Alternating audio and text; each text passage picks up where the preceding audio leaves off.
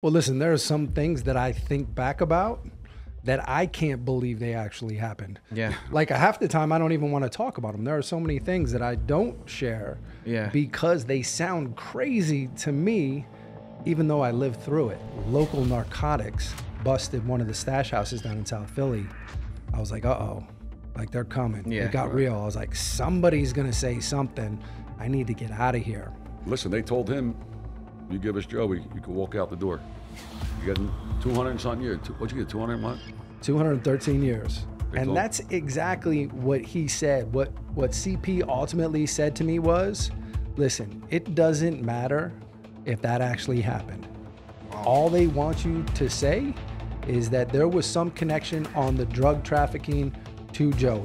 That's it. He said, that's it. And you walk right out the door. That's all you need to tell him. Nice, right? I was like, actually, that never happened. I don't know him. Yeah. I was like, we've never done anything together. So that would be entirely fabricated. He goes, it doesn't matter. Today changes my whole entire life.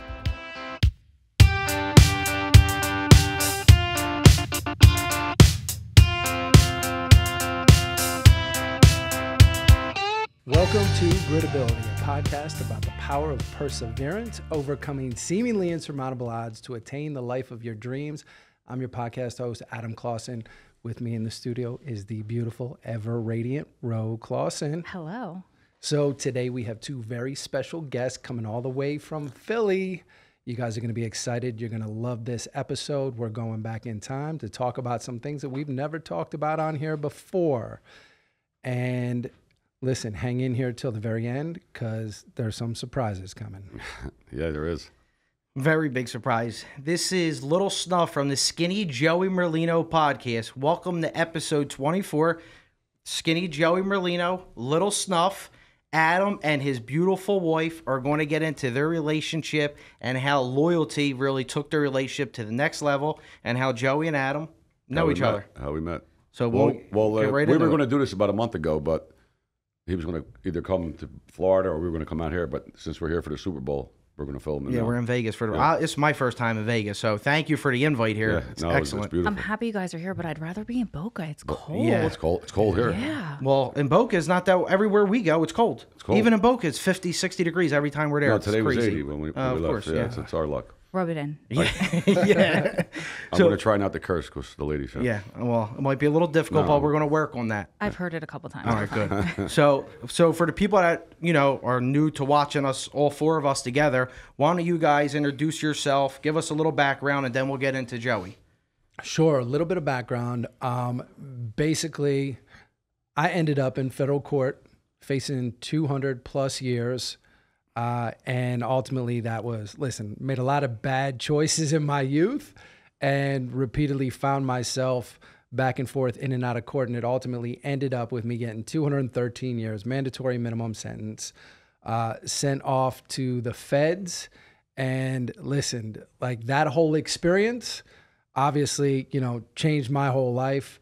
A lot of ups and downs in that. We can get into of course how I ended up there. But ultimately, it's this woman right here who is largely responsible for me becoming the person that I am today. But ultimately, she became my chief advocate, believed in me when, there was no hope. There was no chance of me ever getting out. And she was determined to find a way, and she hung in there. And ultimately, after 20 plus years, I got my second chance. And, she was there at the door to literally pick me up. That's amazing. God bless you.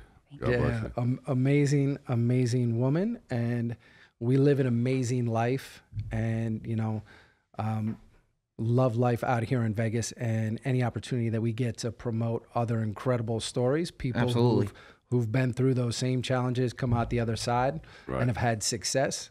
We don't hear enough about those stories. That's the truth. No, listen, I said on a couple episodes ago, they don't hurt us. I mean, I don't want to go to jail. We didn't volunteer to go, but they hurt the families. Look, they hurt her, kids, mothers. That's of course. What they hurt.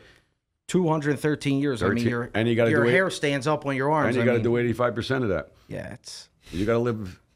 You got to be where. What do you call it? Couple lives. Yeah, you do. Need You got to couple be a lives red just oak to tree. get They through lived. They lived to 400 years. That's what. That's insane. How did you feel going through this experience? Because clearly you knew what you were getting yourself into, correct? Right. Yeah. So when this all happened, how did you feel about it?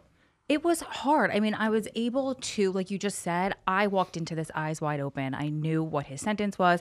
I mean, I was younger at the time and I kind of tried to deny it. Like, oh, we'll find a way. Yeah. You know, it's unfair, blah, blah, blah. But the longer I was involved in it, the harder it was. Okay. Because the clock kept ticking. My biological clock kept ticking. But one day at a time. Yeah. God bless. I mean, you don't find that. I mean, you have to be one out of a trillion Yeah. to stick with somebody. And now to do that and see where you guys are at today, it's incredible. Beautiful. No, it's a great story. Yeah. It was really hard for me. I mean, I knew nobody who was involved in prison life. I was very sheltered, off the boat Italian family. I knew nobody in prison. So when this started, and I didn't volunteer for this. I was looking for a guy in jail. I had a friend whose boyfriend wound up locked up with Adam. She's like, do you want to talk to him? And I'm like, no. Why? Not only is he in jail, he's a lifer, right? But then I was introduced to his story. He had a website that somebody had built for him. So I was looking at it after. I was like, hell no, I'm not talking to this guy. I have no reason to. Yeah. I woke up the next morning. I saw the website and I'm like, he's really well written. He's a really nice guy. Like, obviously he needs a friend. So I'll try. I'll talk to him. So started out as a friend. Started out as a friend. Pen pal. But as a pen pal, we all know how that always works out every the pen time. pal. But as I'm going through this and time's progressing, and I tried to tell people in the beginning, because you're excited in a relationship. Of course. But people are like, what's wrong with you? And sometimes I'd be like, what's wrong with me? Yeah, they think you're nuts. What was They your think you're family nuts. saying? My family was not interested. They didn't want to Yeah. talk about it. I got in one fight with my mom about it. And she was sick at the time. She had cancer. So I'm like, I'm not going to cause more stress to her. Right. So we just decided not to talk about it. When I would go to visit him, we'd go to work, that type of thing.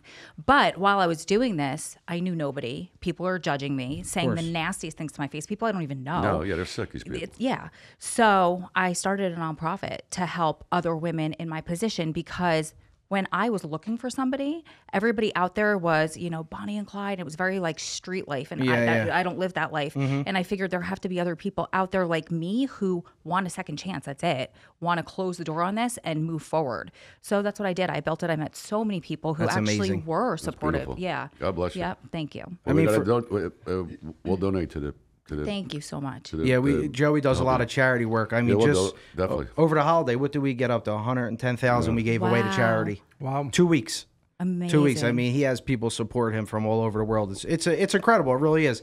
We just gave our last check to prison reform. Yeah. To families whose kids are home for the holidays, don't have nobody to buy them gifts. Yeah, Yeah. we have a parent in jail. Yeah. We gave him 5,000. Yeah, so it's pretty cool. And listen, it's a good experience, but like Joey always says, I mean, it doesn't just affect you guys who were in jail, it affects the families. I mean, Look, I mean, wives, kids, I mean, 2 daughters at home, and, to go through that kind of stuff, I mean, it's traumatic. And with these long sentences too, Yeah. you watch the kids grow up. There was this woman I remember vividly.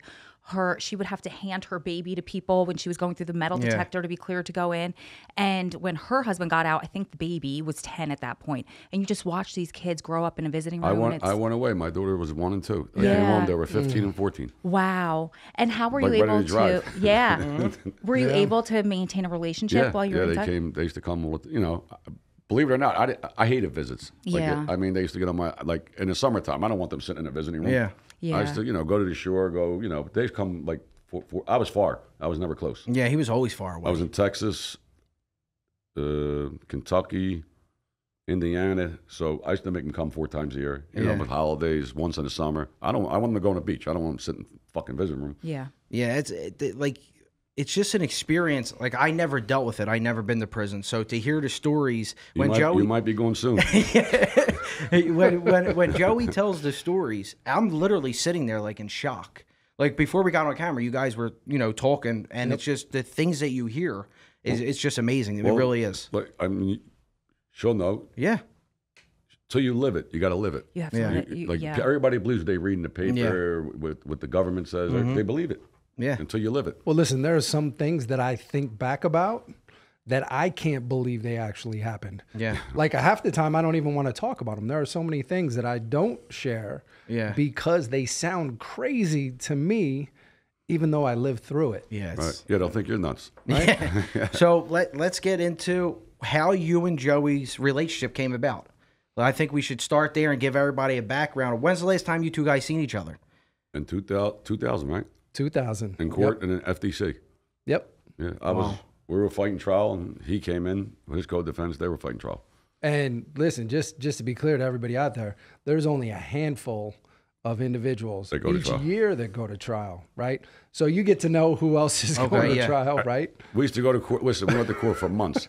There was 400 guys a day going down. What are you going down for? I don't know. They woke me up. It's a mistake. Ain't no mistake. They're all going down to testify. Yeah. Wow. All of them. All of them. So you know that you're sitting in your bunk or your cell and you Or we're in a bullpen. They used to keep us separate. Okay. Yeah. And they keep all the rats in one thing. They have the big cells. Yeah, the big cells. All the rats take up the big cells.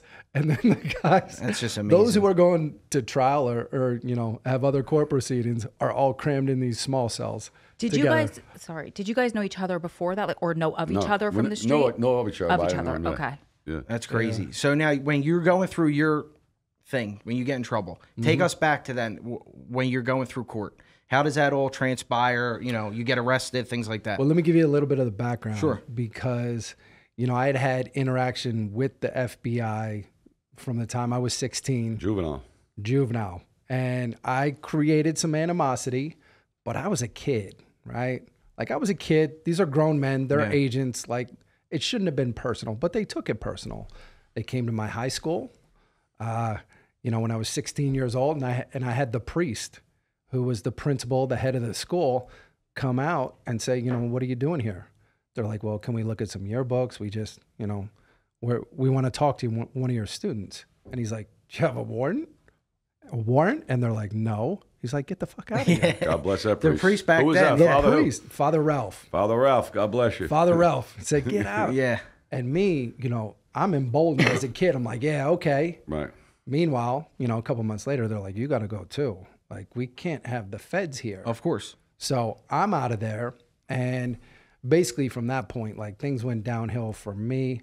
I end up in state prison, caught up in a burglary, robbery, bunch of other things. I go away for a few years, and all of those guys that I thought I could depend on were not there. But when I got out, I tried to reconnect, and I was basically off and running. Yeah, there was no stopping after that. No, at that point, it was like, I was all in, and I went back across that bridge, because I'm in South Jersey and I'm supposed to be on parole. I'm checking in Camden County. And I remember that first time going across the bridge, I'm like, they're watching me. Like, they're going to pull me over. I'm going to get violated. And when I didn't, it was on. Yeah, it was fair game after that. It was on. And, a lot of the guys that I grew up with, I went to school with, many of them were, in the streets, Delaware Ave, Old City, and the drugs back then in the late 90s were flowing. And they were like, what do you want to do? Yeah, they were calling your name. I'm off and running. Right. And, I had a PO who was on me hard. Like, none of it was easy. And they were constantly sweating me. And somehow I managed to avoid, for a couple years. And a lot of guys say, hey, I had a good run. I made it for a couple years. And from all outward appearances, like, it looked like I was living the life, right? You know, I'm VIP everywhere, front of the line, and for all of those who were like in my peer group, my age, they're like, damn, like, this is a great life you're leading. Yeah. But it wasn't, man. Everything, I was on the run the whole time. And I remember when local narcotics busted one of the stash houses down in South Philly, I was like, uh-oh, like, they're coming. Yeah, it got real. I was like, somebody's going to say something. I need to get out of here. So I'm back over in Jersey, and I'm trying to distance myself, and I get violated. My PO, to teach me a lesson, sends me in Camden County Jail. That place. You know what that place is like, right? Bad. A lot worse than the fucking zoo. Wow. No, it's nuts. It's Camden's like Beirut. Yeah. Yeah. It's like bad. Beirut during this time. They send me in, but I've done a few years in the state, right? Yeah, so you know how to bid. I know how to bid, and I know half the guys in there. Right. I walk through the door. Luckily, people recognize me. But I'm there for 90 days. 90 days, and my world gets flipped upside down because, everything goes to shit on the outside. Yeah. I walk out the door, and ultimately over the course of the next 3 weeks, I commit a string of robberies, drug dealers, Asian massage parlors, and a couple other businesses. And part of those were me going out collecting money. Part of those were just shaking people down, straight up robberies. That's what ultimately opens the door for the feds. Because what happened is we had state police, SWAT, we're in Center City, 1812 Ludlow. SWAT gets called. And it's not SWAT. A 911 call goes in, SWAT shows up. All I see are the laser lights. Yeah. And I'm like, what the fuck? Is this? Where did this come from? Like, that was 30 seconds ago. There's no way. Yeah. What happened is they had stakeouts all around. All those PSE&G vans, they're all lined All the undercover. streets. All undercover because they were looking for a Center City stalker. Yeah, I remember that. Yeah. And they had stings set up just waiting to pounce on this guy. So SWAT's everywhere. You so walked right into it. Yeah, I mean, that's bad. That's bad luck. right in the middle of it.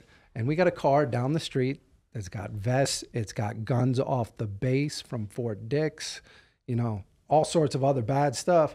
So we're just trying to get out of here and get some distance. Ultimately, they pull all of us out. But it's a who's who. They can't tell, you know, who any of us are. And I'm like, nobody's going to ID us. Everybody's involved. Everybody here is dirty, right? Nobody's going to point a finger. Somebody started pointing a finger. Immediately. It was one of our guys, right? From jump, this guy starts talking to a detective. And what he told him, what I find out later, is like, listen, I've got info related to drug trafficking, gun trafficking, links to organized crime. I'll talk to the DEA, the ATF, the FBI, you name it. Put them here in front of me. I'm talking. Like he made that decision. Just like that. So right off the bat. Right off the bat. And that's what started everything. And they wanted you so badly that all he had to do was say, organized crime. They're like, who? Merlino? Oh, yeah. Call the FBI. So the FBI comes in, takes us, immediately adopts our case. As soon as that name's mentioned, immediately the FBI takes over. You know what's funny? You just got charged with interstate commerce, right? Yep. That's the craziest law ever. They could charge everybody with that. Listen. If you steal a car, the fucking interstate commerce is the massage parlor, the oil was from whatever, fucking China, whatever. If it's from another state, it's interstate commerce. So if you rob, just say a Honda Accord. Yeah, the made in Korea. The carburetor's made in fucking Wyoming or something. Yeah. That's any crime you commit. Wow. You steal a bicycle. It's fucking interstate commerce. That's how literally anything. You A go cup to from 7-Eleven. Yeah, I heard once. Yeah. That's case law. That's crazy. That says 7-Eleven. Going there shoplifting. It's interstate commerce. Yep. See, it's the things know, you hear. You don't even know the laws. Yeah, no. What I say, what do you commit? 3 felonies a day, they say? It's like without doing anything. Like you don't even know you're committing 3 felonies a Listen, day. I told all these young kids, I said for Christmas, you buy them all the guideline books and read them guidelines. The time they give you, It's they don't even know the law. They don't even know they're breaking the law. No. Some of them. And that is not a defense. Right. Ignorance is not a defense of the law. No. That's in the law books, right? So all of this happens, right? From immediately, I know that something's going on. I know somebody's talking. Yeah. I just don't know the extent of it. So the FBI comes in and they take our case, right? And it very quickly, they separate him. It becomes apparent. I'm like, okay, like I know something's going on here. So I reached out to the attorney. Now, the guy that I had who got me out of Camden County, Leon Martelli. Leon Martelli is partners with Lou Savino. Right. Office is right across the street. Leon's coming every day when I'm in the county, bringing me cigarettes. Like it was wide open that. He had that relationship. So I reach out to Leon when we get pinched, and he goes, man, Tillman called me and told me what's going on. I said, yeah. He was like, I can't talk to you. I'm like, okay. I know I'm on a recorded line, right? Yeah. He says, I can't talk to you. He goes, but my cousin's going to come see you. And I'm like, all right. I'm like, damn. He's your lawyer. Why ain't he coming? Because he got a hold of him first, right? He's representing the informant. And he agreed to represent him, not knowing what was happening. Now he's on with him. Right. So the best thing he can do is tell me what's going on. Right. But he can't tell me yet. Right. He can't tell me over the phone. Okay. So what happens is he sends his cousin. So I'm waiting on his cousin, Charles P. Merarkey. Another beauty. I'm like, okay, CP, right? So I'm like, I'm waiting on this guy to come see me. He doesn't come see me until I go down for my arraignment. I go down for my arraignment. They take me out of Ferriton because we were all. They were in Ferriton, yeah. I was in Schuylkill pretrial for maybe 30 days, came back over to Ferriton, went straight over to court. They bring me down there, and instead of bringing me to court, they bring me straight over to the federal building. So they bring you through this tunnel downstairs. And I'm like, why are you bringing me over here? I'm supposed to be going to court. They're like, oh, don't worry about it. I'm like, so they bring me over here, put me in a room, tiny little room, 10 by 10 room. There's a desk in there. They chain me to the desk. I'm literally cuffed to the desk. And I'm just sitting there waiting. And I can hear people outside. I'm like tempted, like, should I pull this over? I'm like, let me just hang out. So they come in. They open the door and they just start pouring in. They literally fill up the room. It's agents. U.S. attorneys. U.S. attorneys, right? And they just start going in. And I don't know who was in that room, but it was very clear what their interest was. They wanted info that was related to drug trafficking and specifically links to organized crime. Now, when I told them, I was like, listen, I've got nothing to say to any of you. Where's my attorney? Yeah. I was like, my attorney's supposed to be here. They're like, oh, don't worry about it. He's coming. I was like, what do you mean he's coming? Yeah, where is he? They're like, he knows you're here. Yeah. I'm like, He'd probably send him the motherfucker. I was like, he knows I'm here. Why is he not here? So I make it very clear. I was like, I'm not talking. They're like, okay, fair enough. You don't have to talk, but you can just listen. We're going to talk. And they started going on. And some of the things they were like throwing out were just like trying to poke me. They're like, yeah, we were at the house and we've gone to all of your houses. We've, executed the search warrants and hey, guess what we found? We found all of these things. And how do you think your girls are holding up? You think anybody else is over there now? Yeah. Like they're digging, they're trying to provoke, trying to get me upset. And I'm like, listen, you can say whatever you want to say. I was like, I'm good. I just need my attorney. So they continue this for a little bit longer, and finally they get tired of it, and they file out of the room. My attorney comes in right behind him. So he was waiting outside the whole time? He was outside the whole time. No good Does that happen a lot? No, he's no good. He's no good. So he comes in and sits down. He's like, okay, so what are we going to do here? I'm like, what do you mean, what are we going to do here? He's like, yeah, the way I see it, you don't have any choice here. You got to cooperate. I'm like, what the fuck? Wow. Good lawyer. What are you talking about? I was like, does your cousin know about this? He was like, don't worry about my cousin. He's got his own problems. And I'm like, oh shit. I was like, okay, this is a problem. Yeah. I was like, well, listen. I was like, I don't know what your cousin told you, but he should have been very clear. I've got nothing to say. I was like, and if you're with them, you need to get out of here too. See you later. Yeah, you're not a lawyer. He's like, well, if you're not going to cooperate, there's nothing I can do for you. He's like, you're going to end up with a life sentence, blah, blah, blah. And I'm like, well, I'm going to take the chances. I've heard that before. And honestly, at this point, when they're telling me I'm facing hundreds of years, I'm like, yeah. Right. I've heard that story. Yeah. You can't really give me hundreds of years. I didn't know the law at this time. So he gets pissed. He leaves. And as soon as that door closes, I can hear them out there. So I'm trying to drag this desk over towards the door so that I can listen.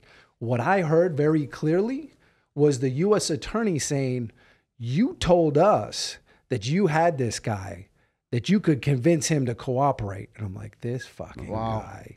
Like, how do you make a statement? The guy's never even spoken to me before. We've never had a conversation. This is my first meeting. And he's like, I don't know. He's not thinking clearly. He was like, I don't know what to tell you. That guy's ready to piss his life away.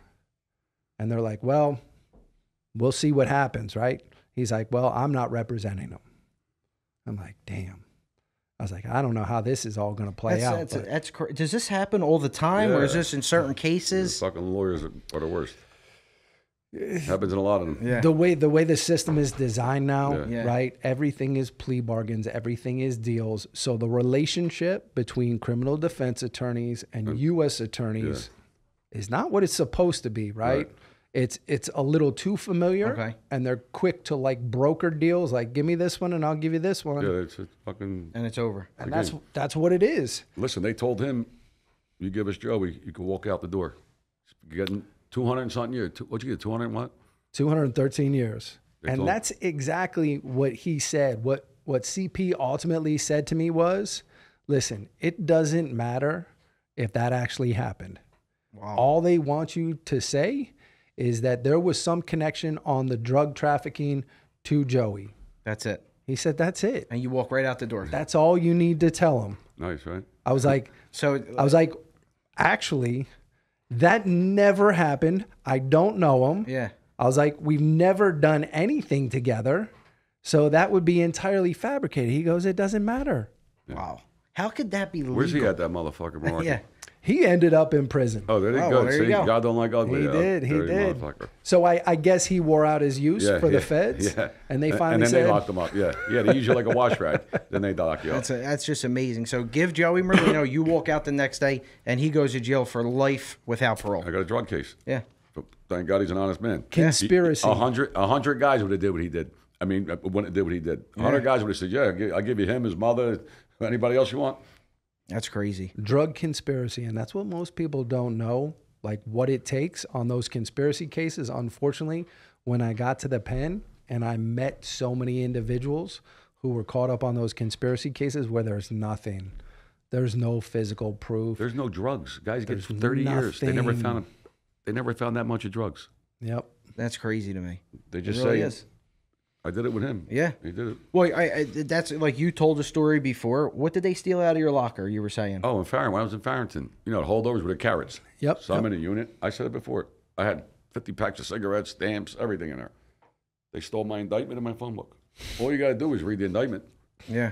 and just say, Joey, whatever you're charging. Yeah, I was talking to Joe in the yard the other day. He told me he did this, he did that. And that's it. You got a case. That's how easy it is. That's crazy. Mm-hmm. Look, what happened to him? 16 people on his floor that he was in jail with. Yeah, That you never met in your life. Tell us about that. How did you know that was happening? That all these people were cooperating against Well, you? that's what happened next, right? Because that day when CP quit my case, first of all, that you can't legally just drop a client. Right. Like you have to go into court and say, Right. hey, like I'm moving for a petition to be removed from this case. That's not how it happened. I went down to court that day to be arraigned, and the judge looks at the U.S. attorney and goes, Mr. Cole, like, where's Mr. Meraki at? Yeah. And they look at me, and I said, he quit. And he said, excuse me? I said, he quit. And U.S. attorney goes, yeah, he quit. And they go, oh, okay. Court clerk, can we assign Mr. Clausen someone new? We'll get him a new attorney. Yeah, We'll new bring him attorney. back here Monday and we'll do this again. Another rat. And I was like, what? Wow. What do you mean? You can't just quit. Yeah. But they just said, yeah, okay, that's cool. Gave me another attorney, and I came back Monday. And that's when I actually came back to open up 5 North. I was the first person in 5 North. I walked in on the 5th floor, and they're like, pick a cell. That was July, right? Summertime. Yeah. When it just opened. Because I went there. I was the second person. They put me in the shoe. It was just open. Now, what's the shoe? It's fucking special housing. Okay. The hole. I don't know. We used to talk to the girls through the vent. We were on the 8th floor. The girls were on the 7th floor. We used to talk to them through the vent. It's funny. In the shoe, you stay up all day. I mean, you sleep all day. Everybody's up all night, singing, banging, rapping, fucking. No, not house. But the cops used to, they used to fuck. Daytime, I would sleep. Yeah. They would walk by and kick the doors. So you jump up, but now you can't go back to sleep. And they used to have a psychiatrist used to come. I was in there 6 months. He used to come every day and knock on my. I'd be dead sleeping. Yeah. And I used to tell him, listen, don't wake me the fuck up. I'm sleeping. No, I got to check on you. Don't check on me. I'm fine. Yeah. I'm here. I ain't doing nothing. And then every day, then I cursed him out. I said, you motherfucker, I'd like to see you in here. One day, see the tie you got on, you'll hang yourself up. One day, stay in here 24 hours, you'll kill yourself. Leave me alone. But they used to fuck with us, kick the door. They didn't want you to sleep. Listen, I was here one day. I'm in the shoe, and I hear it, like old people, because you'd hear it. And I hear him say, yeah, that's Joey Merlino in there. It was I was like in a zoo. Yeah. They had a class. They had I don't know what the fuck they were, lawyers, whatever. Like walking through. 20 people, and everybody was peeking in the window looking at me like I was a fucking, like I was a fucking zoo. That's crazy. Like I was an animal in the fucking thing. Yeah. They're all looking. That's how how they really treat him. you. That's him. Yeah. It's like, That's crazy. Fascinated. And they're fascinated. Oh, they're fascinated. Yeah, they love it. Yeah, they love it. Yep. It's crazy the things that you hear, what they do. But like you said, they just quit. You come back Monday, and now you got to start this whole process over. Start it all over. Well, the arraignment's not a big deal. Yeah. I go in there. I know I'm getting arraigned. That's not a big deal. But I get upstairs, and I'm one of the first guys on the unit. They tell me pick a cell. I pick a cell. And over the next couple of days, my other 2 co-defendants who end up going to trial with me, they bring them in, put them on the unit. So the good thing was the 3 of us were finally together. Right. So you could study your tapes, you could look at all the evidence and things like that. It's 3 of us against the world, right? But it felt like, it really felt like everybody was watching us. And I don't just mean like the other guys around us, like the officers, the case managers, the counselors, like everything just felt like really weird. And you start feeling like everybody's against me. You start getting kind of paranoid. The problem is it was all true. What I know now, that whole place is wired for sound and video. Yeah. They've introduced all sorts of tapes from cells, guys running around wearing wires. They wear wire in jail. Yeah. Jesus. I mean, this is all documented at this point, right? So one of those instances is I go out on the rec deck, and the way that this building is structured, like the rec deck comes out on an angle, and it's 2 stories, and there's like mesh up at the top. So you can kind of see through it, and we can see the girls' floor. Yeah. There's like 3 cells. Now the window's this wide, right? But believe me, you can sign, you can see. These girls are getting naked in the windows. The guys down here are going crazy on the rec deck, right? And I hear that there's a girl, Casey, up there. I'm like, Casey Moss. And I'm like, I know Casey. I grew up with this girl over in South Jersey. Her husband, Z, owned Forbidden Art down on South Street. They had a big dope case. Okay. They had dope houses over in North Philly. And they had the tattoo parlor, right? But they get pinched. She's up there in the window, and I'm able to talk to her. I'm like, hey, what are you doing? And she's signing down to me. She's like, is Z down there? I'm like, no, I haven't seen him. She's like, oh, okay. She was like, let me know if he shows up. She doesn't say anything else. So that's her husband, right? That's her husband. So my co-defendant, Kenny, he and Z were pretty tight at one point, right? And he'd done a lot of tattoo work on him. Z comes in the unit. I'm like, how did he end up getting moved over here? Yeah. And immediately he's coming to my co-defendant, trying to talk to us. And I'm like, Kenny, man, I know this is supposed to be your guy, but this ain't right. Yeah, something's fishy here. Yeah. And the questions he's asking, he shouldn't be asking. I was like, I'm telling you, this isn't good. So I go back out and I say something to her. I'm like, hey, Z's here. She's like, watch what you say. This is her husband. She knew. It's the wife. Yeah. This is the wife. She told me. She was like, just watch what you say. I'm like, oh, God, no. I was like, we got to get rid of him. You got to go. Right? And it wasn't. He didn't go out of there in a bad way, right? Like it could have gone very differently. But basically we had him in a cell and this guy broke down crying in tears. Like, listen, man, my life is on the line, my kids and blah, blah, blah. I was like, listen, I feel for you. You're in a bad spot, but you ain't going to put it on us. Right. Get the fuck out. We've got our own situation to deal with. Man. You need to go. You got to get out of here. He's like, well, man, they want you guys bad. They want us bad because they just want us to roll over, right? And for those who don't know, like back then in the papers, everything was the feds had invested so much in your case, and it was so public. Like all you got to do is read the paper. Yeah, you see everything. Listen, read the paper. It tells you everything you did, and what you got to say is. I was in a holding cell with Joey. He told me. I was walking around. I was outside playing basketball. He told me he did this, he did that. And you got a case. That's it. That's how easy it is. And that's all they wanted, right? So ultimately what happened with us, we got a pretrial hearing because, like I told you, nobody wanted to point the finger initially because everybody was doing dirt when we got arrested. Well, now people are talking, and there's questions on any of the ID testimony. Now, you know, for anybody who watches like Law and Order TV, any crime channel, you know that identification procedures, like we put 5 or 6 people in a lineup and you got to pick somebody. Or you can do it out of photo books, but you got to have a whole bunch of photos. And can't be, you know, just one person. Right. In our case, they used just one person. They took my photo where it said my name and some number. It wasn't my FBI number, but a Polaroid photo, and said, "Isn't this Mr. Adam Clausen? And wasn't he here at this day and this time?" Because in the grand jury, they can do that. Okay. They just feed them the line, and all that person has to say is, yes, and you're dead. That's him. That's how they identified me. I'm like, you cannot get a more illegal procedure. So we use this as grounds to get in there into court, this pretrial proceeding.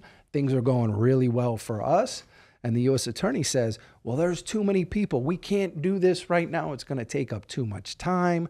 Like, you don't understand. And the judge is like, no, I understand perfectly. He goes, here's what we're going to do. He says, I'm going to give you 20 minutes. Okay. 20 minutes. You come up with your witness list. Yeah. You're going to come back in here. You're going to share that witness list in open court. And only the people that are on that list will be able to come in and testify at the trial. If you don't put them on the list, they can't come. So we're excited. We're like, man, this is a win-win. It looks like we might win this ID issue and get all of that thrown out, which would be a big problem for the government. And the second thing is we get to see everybody that's on this list. They come back in 20 minutes later, and I'm over here, I'm writing. I'm taking name after name. And honestly, at that time, man, it gave me the chills just thinking about it. There was a lot of people on that list. It was very hard for me to hear, right? Yeah. Friends, people that I grew up with, people that I know that they had already gone to, and put a lot of pressure on them. And these people just told them what they had seen. I don't fault them. You know, they're not involved in any of this. Yeah, yeah. And when the FBI shows up at your doorstep, your family's home with the full weight, you know, and you make some statements, I have no problem with that. You know, I understand they were in a tough spot. But the rest of these people, I had some issues with, right? Because there was a lot of people on there that... You probably didn't even know their name. Like when they're writing the name, you're probably saying, who the fuck is that? Well, that's what happened. I got to these names, and I'm writing them down. And I'm like, man, I don't recognize any of these people. Right. And I've been all through our paperwork already. Where do they come into this case? Yeah. My co-defense down here, he's going, hey. And I looked out, I'm like, what? He's like, I told you it's that guy from the unit. And I'm like, God. There's all the guys from the unit. And I'm like, what the? I'm like, oh my God. These are all guys that are on the housing unit with us that are all saying that they have information that we have somehow given to them. It's crazy, right? It's sick. And that sticks. It's twisted. Yeah, they're all going to testify against. Yeah. They wanted to testify. What happened is they brought us back that night. They wouldn't let us go up to the unit. They had to get them out of there. They made us sit down in the holding cell. Yeah. They had to clear the whole unit out. Cleared half the unit out. By the time you get upstairs, nobody's left. Listen, I swear, the marshal used to tell us. Yeah. He's like, you know how many guys are coming down here every day, giving up, like, trying to get it, like, testify against us. I guess they, you know, I mean, they were lying, but they had Ralph, so they thought Ralph was got, you know, they didn't think they needed nobody, you know what I mean? But they were trying every day to come down, get on the case. It's easy. Shorten their sentence up, they get out of jail, and you're doing life. It. Rule 35. Yep. And that's the end of it. I went one time, I was in McQuarrie, so you know you got to go get legal meal. Mm-hmm. So you got to bring your ID. So they put you on a call out. So we go and get a legal meal. So they open it in front of you. So there's a guy behind me. I knew this kid was shaky. So funny. That's how you get caught. Like this, he's telling me he's a tough guy, this and that. They gave me his meal. From the cop made a mistake. Yeah. So he gave me a thing, right? He's like, yes, you're Merlino. Yeah, he signed the book. So I signed. He opens it. I seen like the return. I thought it was for my lawyer, Jacobs. Yeah. Return address, U.S. government. What the fuck they sending me? I'm into the bed. I ain't got nothing in appeal, nothing. I open a fucking thing. Rule 35. It was his meal. He read it. He got a sentence reduction. I said, you motherfucker. He's like, no, it's got to be wrong. Ain't no fucking wrong. Yeah, I got his meal. Yeah. Wow. Fucking sick. It's crazy. Shit, no, it's dangerous. It's dangerous. Insane. Yeah. You're better off just staying in a hole, not talking to nobody. I mean, that's how bad it is. It's easy. I mean, the reality is the entire system is flipped. That's what it is.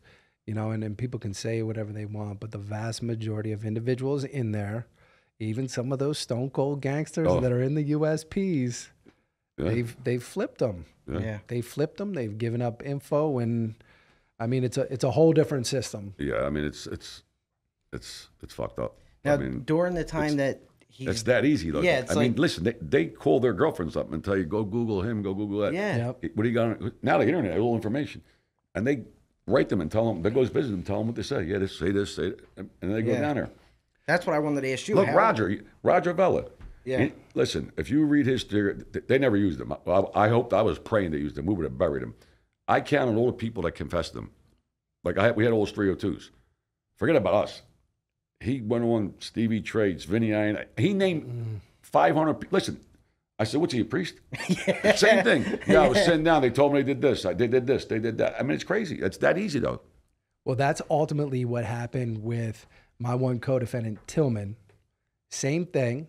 He tried to get on the Traits case as well. But I think ultimately, because our trial, we go to trial over the course of a week. I mean, those guys got up there on the stand. Probably one of the funniest parts of that was coming down on the day that they were both testifying. We come down into the cages down there. And they're there? We're all getting handcuffed and shackled. And he's like in one of the cages, like hiding against the wall. Yeah. Like you're not going to say them. And my two co-defendants start going berserk, right? Like screaming. He's back in there. He doesn't know how to respond. He starts screaming, but he's crying and he's looking at me going, I'm sorry. I'm sorry. And I'm like, 215 years. Were you friends with him? I was like, I mean, prior to all of this, prior to all this, He didn't know. But I'm like, you're sorry? Like, come on, man. Like that ain't gonna cut it. So we still go up there. He still testifies, and he's up there on the stand, you know, tears and all of that. And I'm like, well, you know what I mean? Like, you're trying to give us a life sentence. Yeah. Like, that's a decision that you've made. Oh, he gave it to you. Yeah. You know what's at stake. And ultimately, at the end, when our jury comes back, and this is often overlooked in my case, I got convicted on every count. That's how I end up with 213 years. But this is just the jury coming back. 27 counts guilty. My next co-defendant, Kenny, like 18 counts guilty. Joel, the youngest, right? He comes back and they acquit him of the first 6. Wow. Which means the jury didn't believe them. Because it's the same testimony for all three of us, right? Okay. They didn't believe it. They acquitted him. They only got him on one count. Charge. And he got 10 years, right? He got 10 years. It was the most they could give him. You know, he's out the Marines, never been in trouble. These jurors, I mean, if you ain't going to believe the guy against him, how are you going to believe him against him? That's what I don't understand. And I think what happened is, when that happened, the government had a real problem. Their credibility, everything that those two guys have been saying, because they were trying to line up against you, against Traits, right, and probably anybody else they could get any information on at that point, right? I mean, when you flip, you flip. Like, that's what you're going to do. Right. So that all went out the window. So when we come back, now, that day when I get convicted, I know how much time I'm getting because I have mandatory minimums. I know that I have at least 205 years from the door. That's not even counting the additional time that's they're going to give me for the actual crimes, the robberies, right? So I know I'm getting that time. My other co-defendant knows the same. So we go back. Now the press is on. Mulvey was our unit manager. Yeah, he was my unit manager. You remember Mulvey? Yeah. Mulvey, Santana was the counselor. And whatever cops were working in that rotation, they would come by. They'd be like, hey, you want to get on the phone?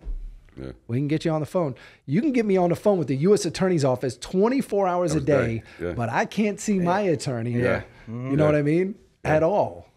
And that's what it was. And they would keep pressing us. They'd bring the dogs in, like during count time. Yeah. They'd sneak up. They'd bring the dogs in. They'd have us out on the rec deck, handcuffed, shackled, face down. You know what I mean? Like torturing us. Yeah. And then they go back and forth. They'd be like, okay, you guys ready? You ready to talk? Just kept doing it. Yeah. Because they figured now you're convicted. Right. You know you're going to get a life sentence. You don't, In their minds, they're saying you don't have a choice. Right. You have to cooperate. Who's going to go to prison for the rest of their life? And 99.9% of them do. Yeah, they I do. mean, they're successful. That's why they ask people. Yeah. You know, if everybody said no, they wouldn't even. You know what I mean? It works. Believe me, you're a gem. You're a miracle. You and your wife. You're 1 out of 1,000,000. Believe me. That's how we ended up together. Yeah. Well, but 20 years later, remember who? I don't remember who it was. You were trying to put in an appeal or something like that. It was on my compassionate release. They said originally they'd only entertain it if he cooperated about something. 20 years later. Well, here's the thing. I finally get back into court. You know, they changed the law. You can't sentence people under these 924Cs, but like myself, Stacking, right? Q, and all these other guys that got these Q. crazy sentences, those guys are still stuck.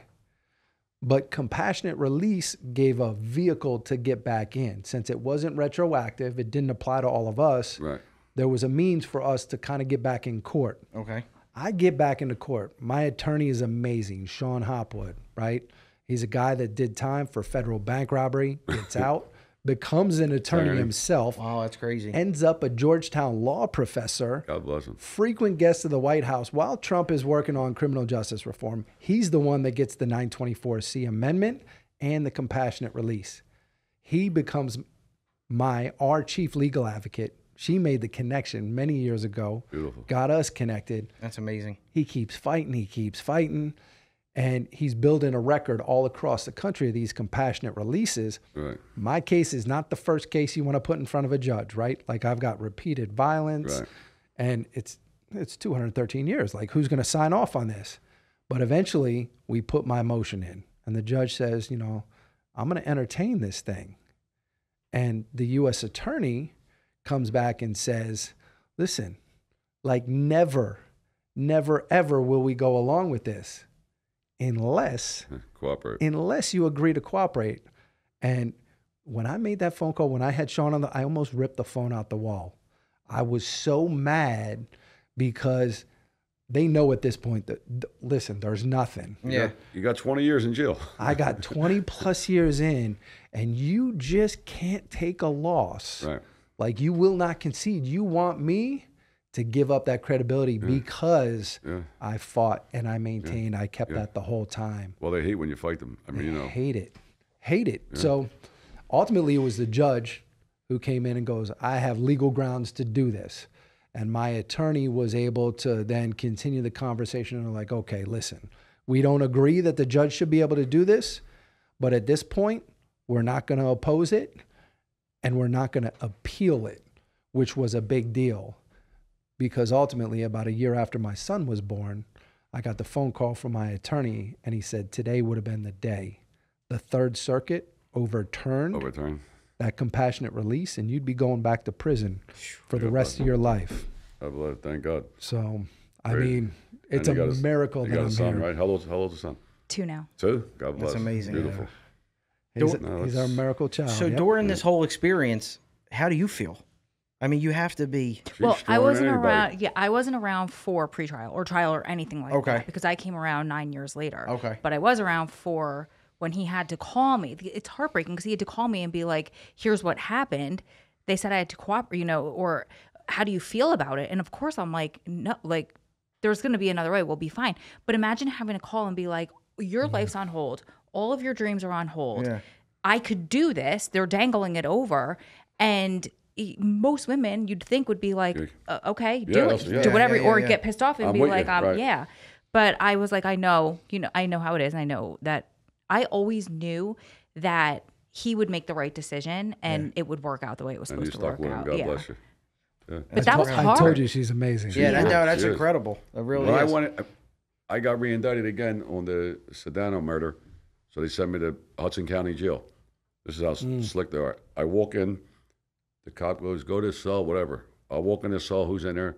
The guy who told him the traits is one of them. His brother, Mark something? Yep. The fuck was his name? I know who you're talking about. Now I know this kid's a rat. They put me in the cell with him. Wow. I walk, he said, how you doing, Joe? I said, get the fuck out. I walk back out to the cop. I said, get me the fuck off his block, put me in a hole. I ain't going in that motherfucking cell. Get him the fuck out of here. Did they do that on purpose? Yeah, put me in the cell, yeah. I know what he's going to do. See, I told him, you know what I mean? Yeah. I didn't even get me the fuck out of here right now. And they moved me. They play games. And that's what they'll do. They'll say, games look, that easy. They'll say, here's the cell assignment. Yeah. They were in the same cell together. Same cell. He Look, told he's in them the- all Yeah, this. he's in a cell with him for 2 months. That's they play games No, that's, the whole time. Isn't it vicious. crazy too? As somebody who's never been involved, Yes. like I got well, you such don't an know. You didn't- education. Like my wife didn't know. My kid, like, yeah. I mean, my mother knew because my father, like, you know, but Yeah. like you tell regular people, like my mother-in-law, they got Yeah. subpoenaed. My mother-in-law father. Yeah. They never seen the FBI. I don't know who the FBI is. Like, you know what I mean? Yeah. I had the same situation. You know, my parents, Yeah. God bless them, right? Very fortunate to be able to make amends with them at this stage, right? Yeah. And to have a life beyond all of that. But when I caught this case, my parents were both in the Midwest. I'm on the East Coast. My father and his wife, he's remarried, they get a phone call from the FBI saying, you know, we could be at your home right now, seizing all of your assets. You know, we can freeze your credit They do. because you're supporting your son. And your son's involved in all sorts of illegal activity. And whether you know about it or not, you're complicit. And they're like, wait, we're not involved in anything. Like, whatever he did. Like, we don't want any part of it. And then they said, you don't even know your son. Would you believe that he was involved in those dollar store homicide robberies? And they're like, what? Now, at the time, this was a sensationalized case that was all over the news. Happened up and down the East Coast. There was like $5 stores where the manager had been taken out back, executed at gunpoint. Like, it was crazy. Sick, right. And that's why it was all over the headlines. They said he was involved in that. He did that. And they lied. They know they're looking for 5 black men. Clearly, I'm not a suspect. Yeah. Right? Like, it wasn't even even but- close. But when you have the FBI They scare telling everybody. a citizen Yeah. who's never been in trouble, They went through a red light. Yeah. Yep. You're going to believe them. They're going to believe them. they believed them, and they stopped talking to me for a while. Yeah. Like, they cut all communication, Really? sent me a letter. And it's crazy because my father doesn't listen to the podcast. So No, I'm just saying, but they told your father you're Charles Manson. Yeah. they Sick. did. Yeah. Fucking They nuts. did. They And lie. my father doesn't, he doesn't remember any of this at this point because I think he's like blocked it out because all of it was such a traumatic experience for him. No, it's sick. He's completely blocked it out of his mind. It's wild to hear that. Do you know how many informants there? Like, you know, there's 3 or 4 different types of witnesses. There's a CI. That's a Confidential informant. confidential informant. Them you'll never know. They don't have to tell you who it is. Nothing. They never have to tell you who they are. There might be 10,000 of them in Philly. Wow. That maybe more. I'm talking about Philly Yeah, now. yeah. They just call up, like, you know, whatever. Say you got in a fight in Stokes' bar, whatever. What happened? Yeah, you'll see reading the paper the next day. You're like, how the fuck they know? Yeah. And they pay him. They paid them. Yeah. and They pay him. They're allowed to commit crimes. Can't do nothing violent. There's a million of them. They never testify. That's a CI. Then you got a cooperate witness. Is a CW. They're the ones that get on the stand, They get on on the the stand, wire, okay. testify. It's nuts. Like Yeah. we got to do a show about like all the different witnesses. Yeah. Oh yeah. Well, they wound up taking Tillman. They still gave him the full package, new identity, sent him off to California, you know, but he couldn't Yeah. you know, couldn't keep make his mouth shut. He ended up calling back and forth from the East Coast. So somebody knew that he was out there and he was connected to a different girl somehow because my one co-defendant who got out after 10 years, you know, had heard different things and he's constantly keeping me updated on all of this. Come to find out he washes out of the program, picks up a whole string of jewelry store robberies out there in California Usually what they do, it's So crazy. you never hear about it. under this new identity, Yeah, no identity. but he's calling back east. He's trying to get help, Yeah. you know, because they've cut him off. Yeah. So many people in the witness protection If they- get thrown out of the program. Well, I've never if seen they that. did a show, if they did stats, see, you don't know about it. Like, we didn't even know. Yeah. If they did stats to every witness, the crimes they committed after, forget about it. Look at Sammy the Bull. crazy. Sammy the Bull selling ecstasy. It's crazy. The kids. He's a hero. He's on every show. They love him. We just did a show. Somebody who testified against Joey, And the guy says, I committed more crimes under the government's protection than I ever did in my whole life. J.R. Rubin, you got to watch it. The plea agreement, if I lie, they rip it up. He committed 9 crimes. Wow, 9. He admitted to 9. Beat his wife up. He did a Hobbs Act home invasion with a gun. She got life. With a doctor, they robbed 30,000 with kids in the house. Crazy. Oh my God. They never ripped his agreement up. But that's all they always say. Yeah, we're going to rip it up. We're gonna rip. They don't. But you weren't allowed to play them tapes in court for you. No, one tape. So I would have got acquitted. I would have got acquitted in 5 minutes. The evidence comes out after that this guy's doing this stuff, completely lying, but not allowed to be used. He beat his wife up twice. We were only allowed to bring up the one beating because he did that when he was cooperating. The other one, before he cooperated, we weren't allowed to tell the jury that. They said, "What do you mean? He's a woman beater." Yeah. Fucking threw the wife down the steps. I'm glad you're home because this stuff used to make me furious to hear when you were still inside fighting a life sentence. It was terrible it's to hear. crazy. Terrible. These people they're bad people, man. They say we're bad people. The way that it comes about and like with the government, things like that. But then at the end, now you have a good story. You're both out. We're here. Beautiful wife, kids. Now we're doing things that are different. What did it feel like for both of you when you did get out that last time? Oh, good question.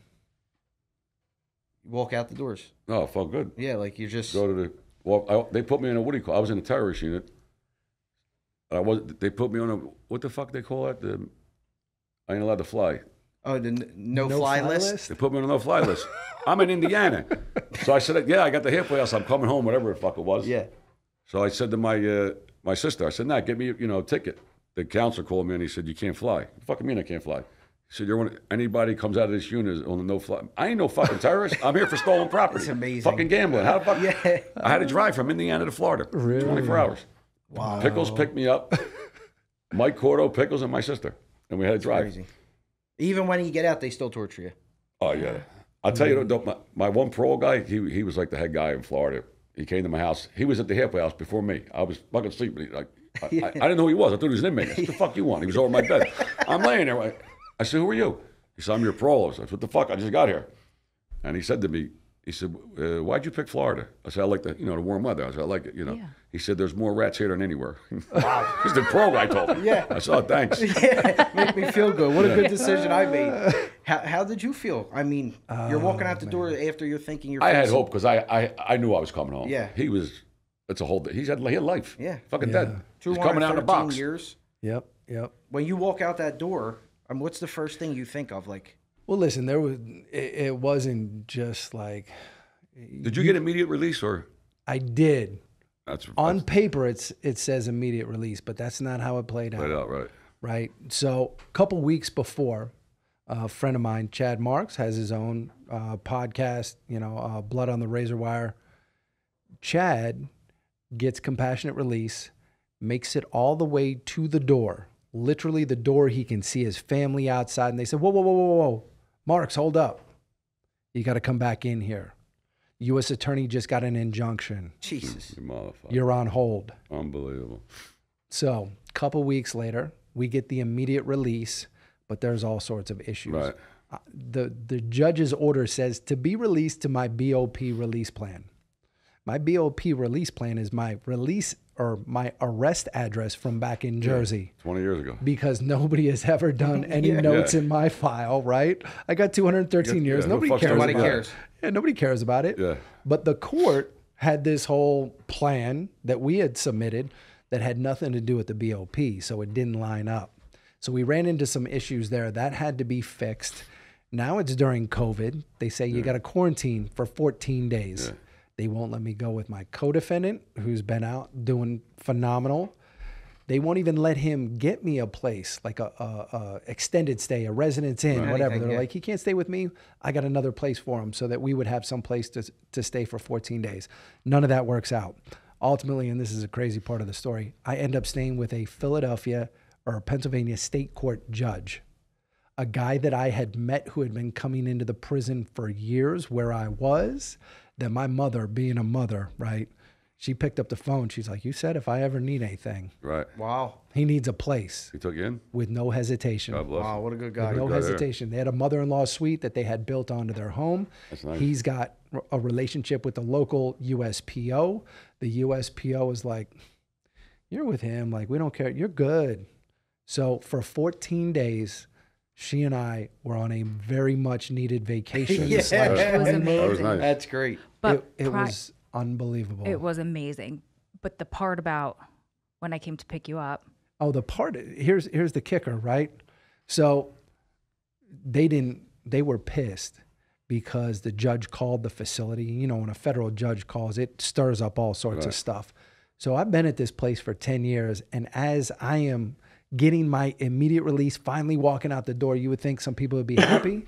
They weren't, man. No. These people were mad. They were bitter. They wouldn't talk to me. Sick people. That's sick. Crazy. That's fucking sick. You don't even know them. No, they drug me all the way out the door. I finally get to the door, and I've got my little cart because I've got books. I've got things that Been there for a long time. I'm taking home with me. And here she comes pulling up. And she had told me, she's like, the car is packed. We are gone because, like, we're going west. We're coming to Vegas. We got a whole new life in front of us. This was the plan. And here she comes pulling up, and I'm like, oh my God, I am finally walking out this door. Like, that's when it's starting to hit me. Yeah. She gets out the car, she comes around, I come over, and I go to grab her, and I'm like, oh my God, here we are. We made it. And We did it. This cop goes, Clausen! Yeah, man, that's what he's worried about. Clausen, hey, they need you back inside. Oh my God. And all I could think about was Chad 2 weeks before, before. because they 2 said weeks prior. Yep. they said he saw his family. Yeah, and at I the door. said to Adam, I was like, and this is before we fucking knew. thing, right. I was like, I swear to God, I would not be able to recover from that. Yeah, and I don't think I would have, because this is a really long part of the story. But in a nutshell, excuse me, I had driven up 4 days before that, 6 hours to pick him up, and it didn't happen. Ugh. And I woke up the next morning like, I don't know if I could do this anymore. Yeah. I don't know if I could be letdown. put through this torture. Yeah, it was like torture. ups and downs. Ups and downs, and you said it, the family, we really suffer. Yeah, she suffers. So the morning that it did finally happen, 4 days later, I was setting myself up for work because I'm working from home. It's COVID. I'm getting ready to make breakfast. And I just remember thinking, I have to unpack the car because we don't know if this is going to ever really happen at this point. And I got the call from the attorney, and his wife is in the background screaming, like, it's happening. Wow. He goes, he got immediate release. My reaction, though, I was like, okay. Until like- he's in the car and you're on the road. Yeah. You're And not I was believe it. so numb, and I was like, all right, I'll believe it when I see it, kind of. And he's like, no, bro, like, it's happening. And I was like, all right, so what do you want me to do? Like, should I drive there again? I was just so You're worn down. no emotion. Yes. Yeah. So then we get to that part. Now this is 2 days later because they dragged us for those 2 days. And we get to the part with that cop, and I was like, oh, This is it. get in the fucking car. We're going. Yeah, fuck. Don't What do you even want? go back inside. She grabbed me so hard, and like at this point, I'm tempted. I don't even know. I got like fight or flight. Yeah, right? go. It's Yeah. like, let's go. And I look, and I'm like, oh, this fucking guy. Yeah. He's kidding around. Yeah, they he want is a kid, yeah. the one and only officer that's willing to talk to me, and he's trying to like be playful, make light of it, but he has no idea what's really what going what on. he just said, right? It makes for a good story. And I was like, yeah, Yeah. I'll see you later. I was in a halfway house, right? I got violated in Philly. I was living in Florida. Philly violated me. So anyway, I should have. They just lied so bad. I got 4 months. They said I said hello to Johnny. They put me in it. So now I appeal it. My lawyer said, "Want to appeal?" I said, "Yeah." So I'm in a halfway house. I win the appeal. I got like 9 days left. The judge, the Third Circuit, immediate release. So it was a Friday. I didn't know I won. Who you think called me? The Geeter, Jerry Blavitt. Jerry Blavitt. So what the fuck's he want? You know, he's going, my man, call me. It's important. He said, congratulations. So I'm like, for what? Yeah. He said, you won the appeal. I just talked to Eddie. He goes, Eddie and Jerry are close friends. Yeah. I said, won the appeal? He's like, yeah. So I said, all right, thank you. I said, we call Eddie. Eddie said, no, you won, immediate release. So now when I'm home, I was home like, you know, the weekends you go home. Then you got to go back to the halfway house Monday. So it's a Friday night, and I got to be home by 8 o'clock.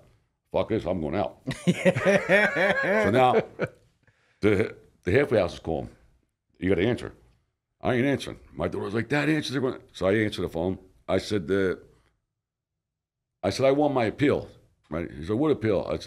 I said, my lawyer said your papers are faxed. They faxed the papers over. Yeah. So he's reading. He said, yeah, but this is from your lawyer. I said, motherfucker, you know how to read? Read the thing from the fucking judge. Immediate release. You know what that means? I ain't coming back. Fuck you.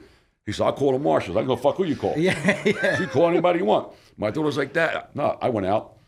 Now they call the next day. You got to come back here. For what? You got stuff in your locker. You know, because I had my stuff in there. Like, so I said, keep it. Yeah. Keep everything in there. I don't want it. Keep it. Fuck you. I ain't coming back. I didn't go back. No. I won. Immediate release. Yeah. They don't like it when, you know. No. But when they come and get you, they hold you. Did you see the new article that came out February 4th about Joey? It said he fixed the Super Bowl in 2018. Yeah, I fixed the Super Bowl. I heard you talking about it. Yeah. Yeah, sick. In Target, going through it. Hey? What's this? 10 people start sending it to us. I'm like they just don't let up. Like 2018, he fixed the Super Bowl. It's crazy. The election and the Super Bowl so far. They got him for it. Allegedly. Can you fix my bank account? Yeah, I'll fix that tonight. Oh, it's great. But it was great having you guys on. It's a good show. We got to do it again. Seriously. Definitely.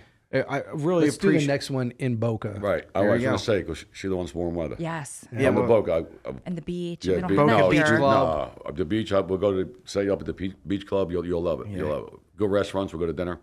We'll set it up. Yeah, Tell let's me. do We'll go to Podcast Junkie Studio. We'll Yeah, do it's it there. It's right there. Sticky It's the same Pole up. Studio, thank you for having Yeah, us. these guys are great. I mean, this was an amazing experience. I'm so glad to share the story with you guys. Seriously. No, this is, we appreciate God everything. bless you, man. Seriously. Likewise, we appreciate it.